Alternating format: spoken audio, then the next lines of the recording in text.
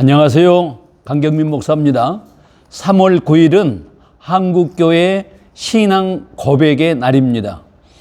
기독교인은 왜 그렇게 이단이 많냐? 이런 질문 자꾸 받습니다.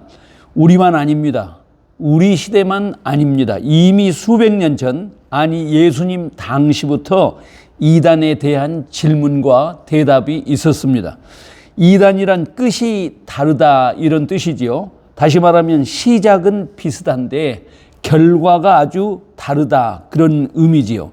그래서 많은 사람들이 시작이 같기 때문에 그 길로 많이 들어섭니다. 처음에는 잘 모르고 들어가지요. 한참 후에 뭔가 잘못됐다는 것을 발견하게 됩니다. 그러나 그때 돌아서기는 쉽지 않습니다. 많은 것이 엉켜있기 때문입니다. 우리 교회에서도 참 똑똑하고 총명한 자매가 인터콥이라는 건강하지 못한 선교단체에 들어가서 푹 빠졌습니다.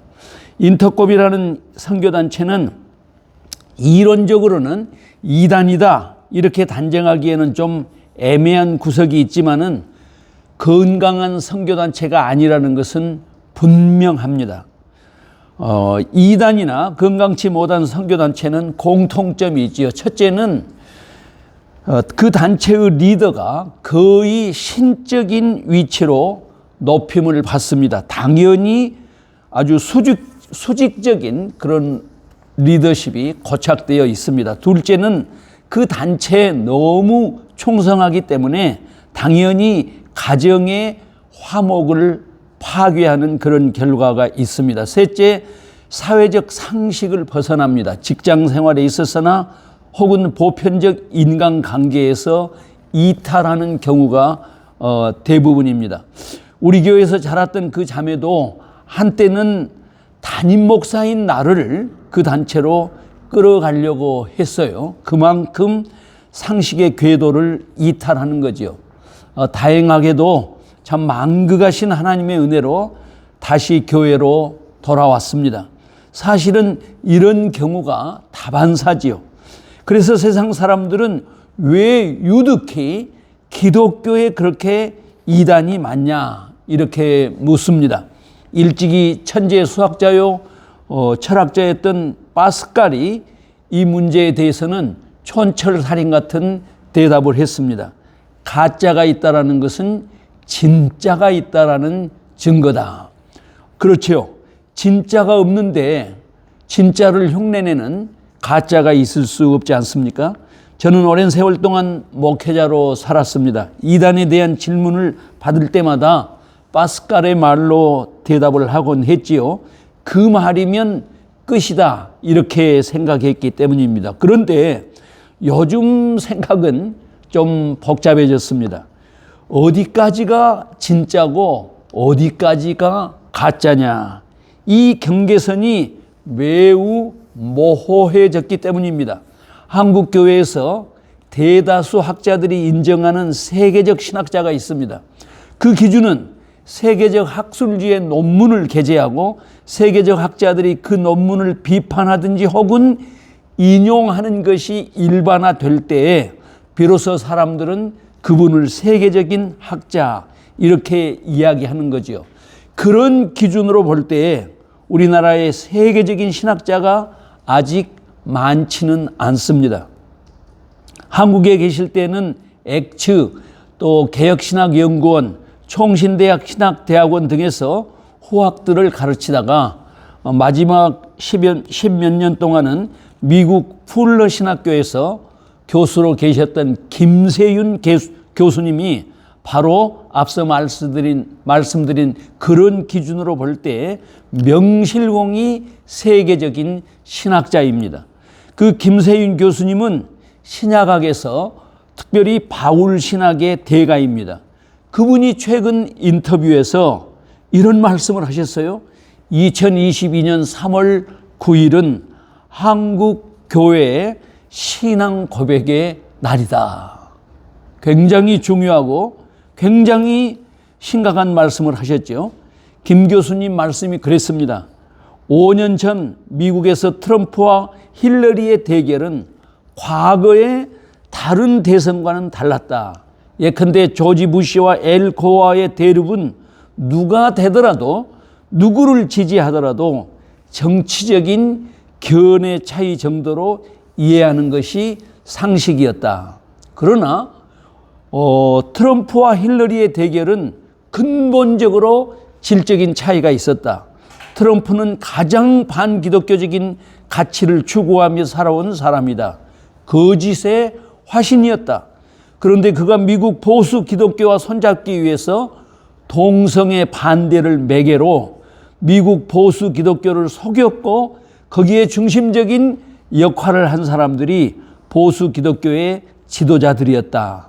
트럼프와 힐러리의 대결은 하나님 나라의 가치와 사탄의 대결이었다. 그런데 미국 보수주의자들이 거기 넘어가는 안타까운 광경을 목격했었다. 그런데 바로 지금 한국 대선이 5년 전 미국 선거와 거의 닮은 꼴이다. 윤석열은 트럼프와 너무나 흡사하다. 한국교회 지도자들 역시 당시 미국 보수교회 지도자들과 너무나 흡사하다. 3월 9일은 누가 돼도 좋은 선거가 아니다. 한국교회가 이번 대선의 의미를 분명히 알아야 한다. 하나님 나라의 가치를 선택할 것인가? 사탄의 나라를 선택할 것인가? 그날은 한국교회 신앙 고백의 날이다. 이렇게 말씀하셨어요. 저는 김세윤 교수님의 관점에 100% 동의합니다. 그런데 안타깝게도 김세윤 교수의 관점에 동의하지 않은 분들이 계십니다. 저는 그런 분들의 성향을 몇 가지로 구별하고 싶습니다. 첫째, 종교적인 몰입애들이 있습니다.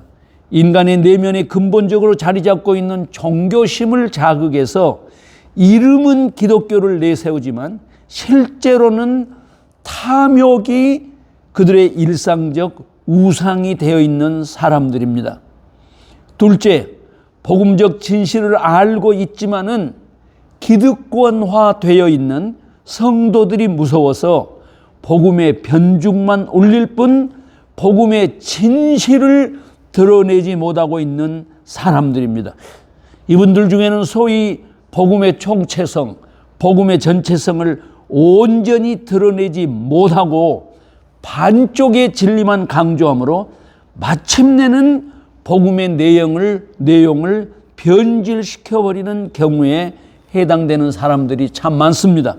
모세가 자기 백성들을 향해서 좌로나 우로나 치우치지 말라 이렇게 했을 때 그 교훈의 핵심은 진리에 대한 균형 잡힌 인식을 가지라 이런 뜻이었습니다.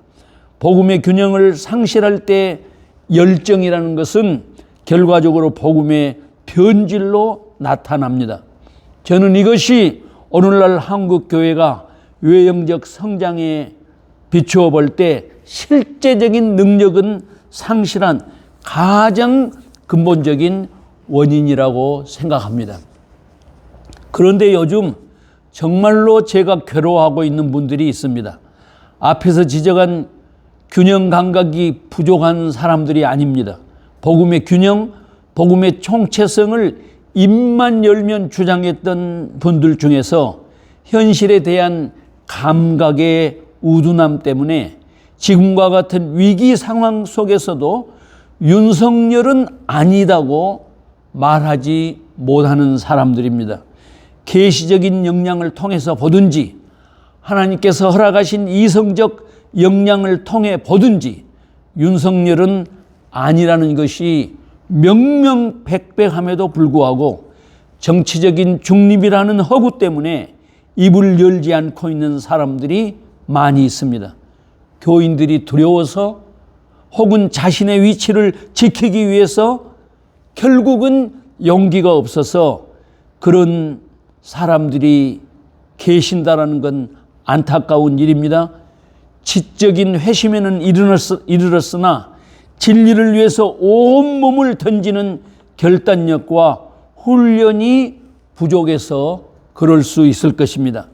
깊은 영적 통찰력을 가지고 계시적 관점에서 윤석열은 아니다 이렇게 단언하신 대표적인 분이 김세윤 교수님이나 혹은 이만열 장로님이시라면 일반 은총의 영역에서 지성적 관점을 가지고 윤석열은 아니다고 단언하신 분은 창작과 비평사의 대표이신 백낙청 교수님입니다. 한국교회의 신학자들, 목사님들, 그리고 한국 지성이 합심해서 윤석열은 아니다, 이렇게 증언해야 할 때입니다. 이것이 오늘날 한국 교회 성도님들과 우리 민족 공동체를 섬기는 진리의 기림을 분명히 해 주시기를 기대합니다. 감사합니다.